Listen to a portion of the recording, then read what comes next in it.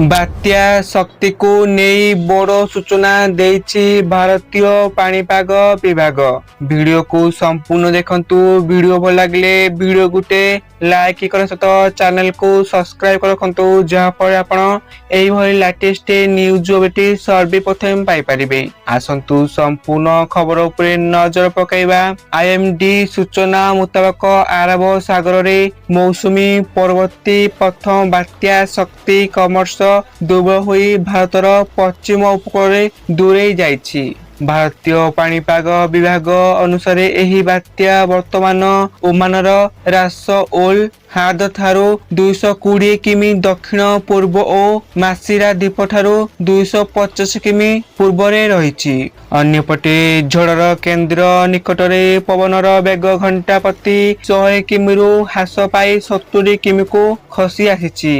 IMD आकलन करिछि जे October 7 सुधा एहा आहुरी दुर्बल होई जाइथिबो। तेणु बात्या शक्ति अक्टोबर 3 रे दाना बांधिबा परे महाराष्ट्र गुजरात उपकूल पाई विपद संकेत जारी होइथिला, किंतु एहा पश्चिम दक्षिण पश्चिम दिगरे गति करी अरब सागर रे भारतीय उपकूल अपसरी जाइछि। आज सकाळु पश्चिम दक्षिण पश्चिम दिगरे गति एबे पूर्व दिगरे गति करुछि बात्या शक्ति।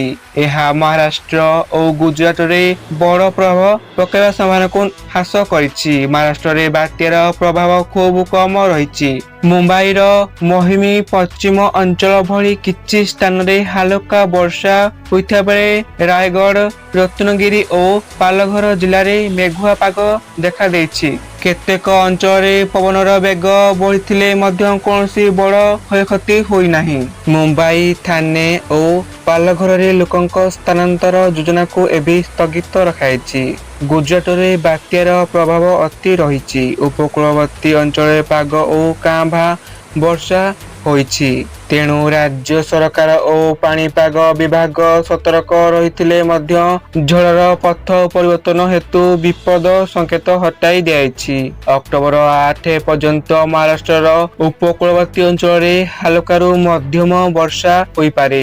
गुजरात रे मेघुआ पाग और सामान्य वर्षा हेबार संभावना रहिछि। आईएमडी महाराष्ट्र और गुजरात पाई समस्त सतर्कता हटाई देछि, किंतु मत्स्यजीवी मानकु अरब सागर को न जीवा लगी परामर्श देछि। बात्या शक्ति भारतीय उपकूल पाई बड़ विपद सृष्टि करुथिबारु स्थानीय बासिंदा और प्रशासन आश्वस्ति अनुभव करछन्ति। ये थिला संपूर्ण अपडेट। आपण माने वीडियो को संपूर्ण देखिथारु आपण मानकु धन्यवाद।